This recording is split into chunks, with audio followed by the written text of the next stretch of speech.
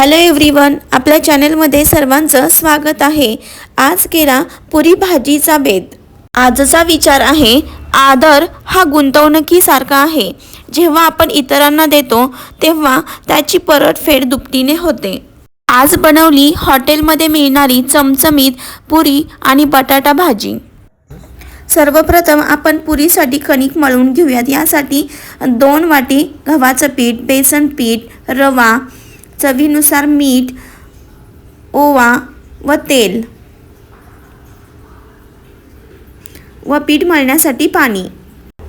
पुरीचे पीठ मळण्यासाठी एका मोठ्या भांड्यामध्ये गव्हाचे पीठ घ्यावे व नंतर बेसन पीठ ॲड करावे व नंतर रवा घालावा, चवीनुसार मीठ, ओवा क्रश करून घालावा। क्रश केल्याने स्वाद छान येतो।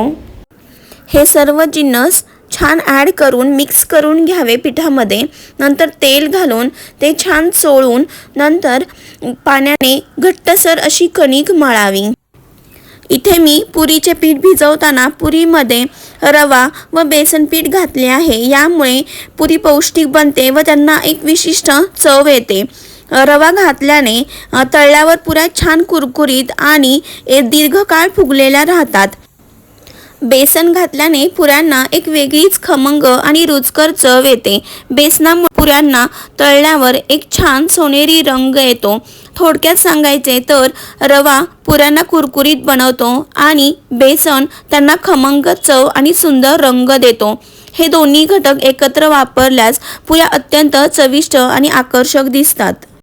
इथे आपले पुरीसाठी पीठ मळून तयार आहे। वरून मी थोडेसे पाणी लावून ते झाकून ठेवणार आहे। तोपर्यंत आपण बटाटा भाजीची तयारी करूयात। यासाठी लागणारे साहित्य आहेत, कांदा टोमॅटो बारीक चिरून घ्यावा, उकडलेले बटाटे व मसाल्यासाठी खोबरे, लसूण व कोथिंबीर यांचे पेस्ट बनवून घ्यावी।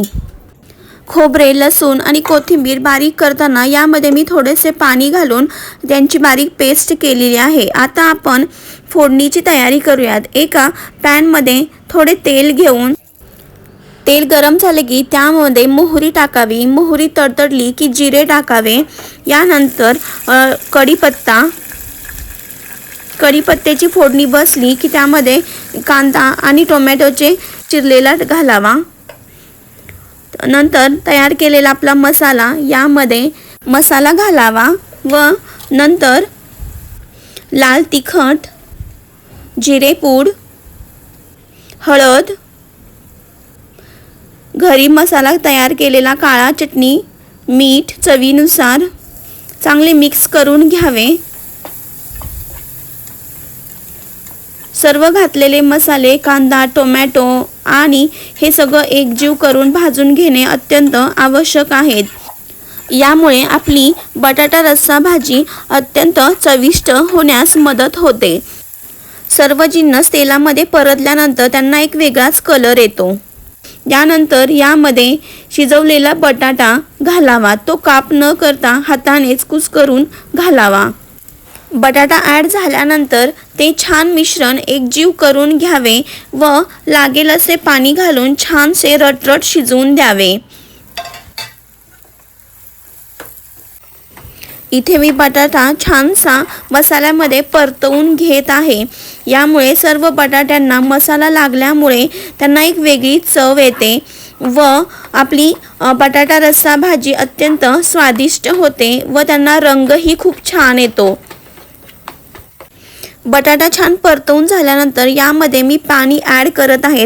मी मिक्सरच्या भांड्यामध्ये थोडे पाणी ॲड करून तेच घातले आहे। ते पाणी जसे लागेल तसेच घ्यावे। बटाटा पाणी शोषून घेतो व आपली भाजी नंतर घट्ट बनते। आत्ता जरी पातळ अशी वाटत असेल तरी 5-10 मिनिटं छान उकळून शिजवून दिल्यामुळे ती घट्टसर होऊ लागते व अगदी परफेक्ट अशी पुरी बरोबर खाण्यास होते। आपली बटाटा रस्सा भाजी तयार आहे। ती छान आता शिजल्यानंतर मी बाजूला ठेवून सिम गॅसवर शिजवणार आहे।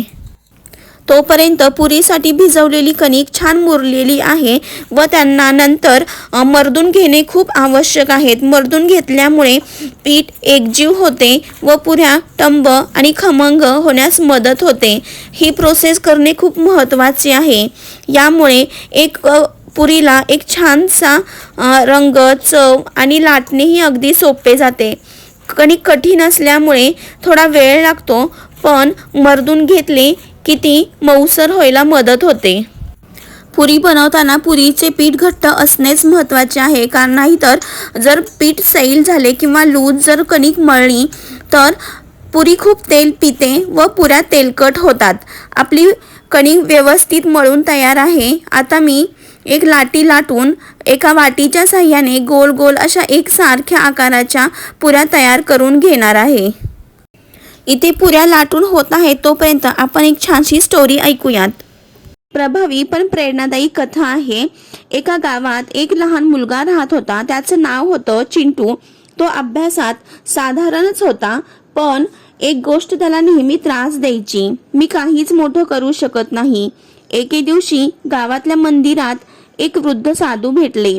चिंटूने त्यांना विचारलं, बाबा, मी कितीही प्रयत्न केला तरी मला यश मिळत नाही. मी इतका सारखा तेजस्वी का नाही? साधूंनी हसत त्याला एक लहानसा तेलाचा दिवा दिला आणि म्हणाले, हा दिवा घे, संध्याकाळी तळकिनारी जा आणि पेटव. संध्याकाळ झाली आणि चिंटू दिवा घेऊन गेला आणि पेटवला. दिव्याचा प्रकाश आसपास थोडाच पसरला. तेवढ्यात त्याच्या मनात विचार आला, इतका छोटा दिवा, याने काय उजेड पडणार? तेवढ्यात साधू मागून येत म्हणाले, अगदी असंच आयुष्याचं आहे रे मुला. मोठं सूर्यप्रकाश होण्याआधी आधी लहानसा दिवा होणं आवश्यक आहे. प्रत्येक मोठी गोष्ट लहान प्रयत्नापासूनच सुरू होते. ते पुढे म्हणाले, तू दररोज एक छोटं काम चांगल्या प्रकारे कर. छोट्या यशाची सवय झाली की मोठं यश आपोआप पुढे येतं. त्या दिवसापासून चिंटूने रोज छोटे प्रयत्न करायला सुरुवात केली. थोडा जास्त अभ्यास, थोडी जास्त मेहनत, थोडी जास्त शिस्त. काही महिन्यात तो वर्गातला चांगला विद्यार्थी बनला. साधूंचं एकच वाक्य त्याच्या आयुष्याचं तत्व बनलं. मोठं यश मिळवायचं असेल तर छोट्या दिव्यापासूनच सुरुवात कर. इथे मी पुऱ्या लाटून तळत आहेत. कशा टम्म पुऱ्या फुगतात ते पहा. तुम्ही सुद्धा पुरी बनवताना थोडा रवा आणि बेसन आणि थोडेसे तेल घालून पुरी बनवून पहा. अशाच तुमच्याही पुऱ्या होतील. इथे मी सर्व पुऱ्या तळून घेत आहेत व इथे आपला पुरी आणि बटाटा भाजीचा स्वयंपाक पूर्ण झालेला आहे. खूप सुंदर अशा पुऱ्या झालेल्या आहेत व बटाट्याची भाजी तर अप्रतिमच. तुम्हाला व्हिडिओ आवडल्यास प्लीज लाईक, शेअर आणि सबस्क्राईब करा. धन्यवाद.